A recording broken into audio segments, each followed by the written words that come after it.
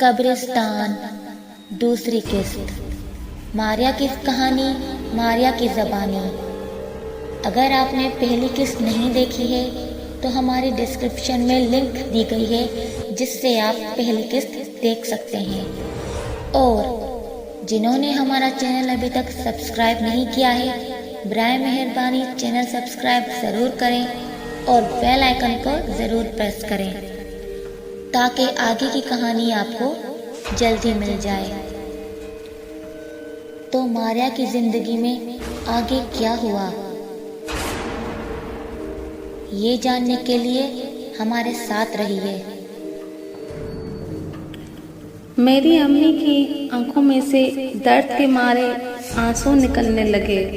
اس عورت نے وہ آنکھ اچانک چھوڑ دی جو اس کے پیٹ سے لٹکنے لگی۔ بالکل میری امی کے پیٹ سے بھی ویسے ہی آنکھ لٹکنے لگی۔ اب اس عورت نے شیشہ توڑ کر اس کے ٹکڑے منہ میں ڈال لیے اور چبانے لگی اور نگل لی۔ اس کے منہ سے خون کا فوارہ نکلنے لگا۔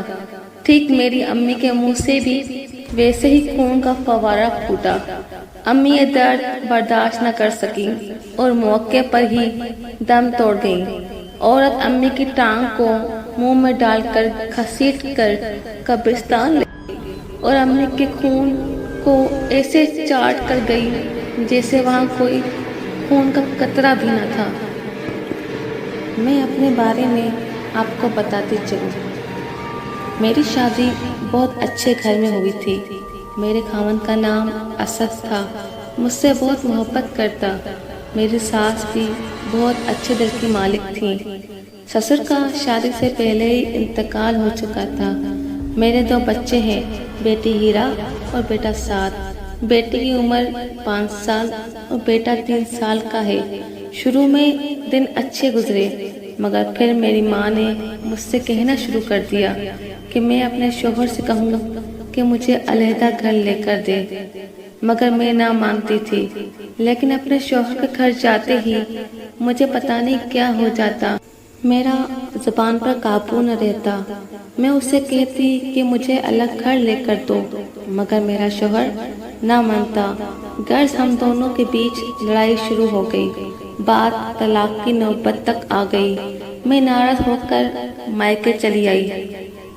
انہی دنوں میں ابو کا کراچی سے حیدرآباد تبادلہ ہو گیا، جس کی وجہ سے مجھے بھی ساتھ جانا پڑا، لیکن ابھی میری طلاق نہیں ہوئی تھی۔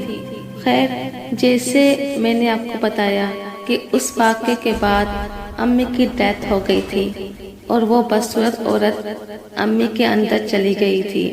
خون کا ایک قطرہ بھی نہیں تھا جو ہمیں تھوڑا بھی شک ہو۔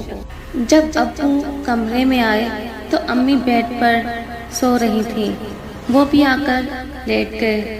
رات کے قریباً 3 بجے ان کی آنکھ کھلی تو امی کمرے میں نہیں تھی۔ پھر ان کو باہر سے کچھ آوازیں آئیں۔ وہ باہر گئے تو یہ آواز کچن سے آ رہی تھی، جیسے کوئی ہنس رہا ہو۔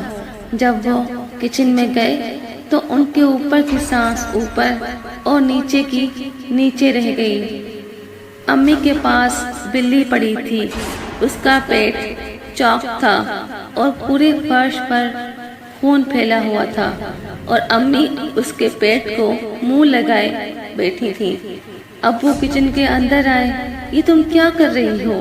اچانک کچن کا دروازہ بند ہو جاتا ہے۔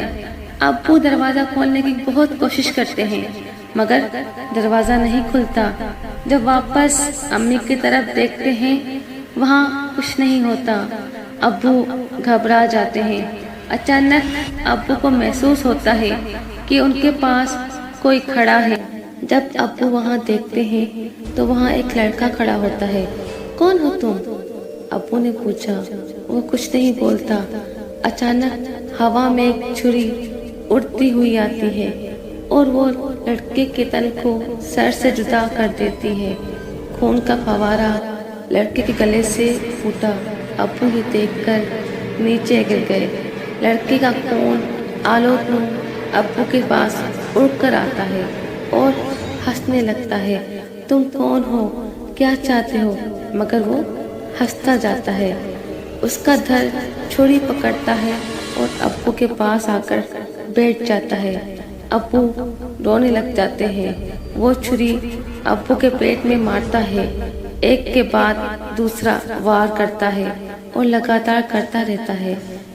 ایک زوردار چیخ ابو کے منہ سے نکلی، انہیں دم توڑ گئے۔ وہ عورت جس نے امی کو مارا تھا اور اس سرکٹے کا منہ، دونوں ابو کے خون کو چاٹتے ہیں۔ اچھی طرح خون چاٹنے کے بعد وہ ابو کے جسم کو کھڑکی سے قبرستان کی طرف لے جاتے ہیں اور کچن بالکل پہلے کی طرح صاف ہو جاتا ہے۔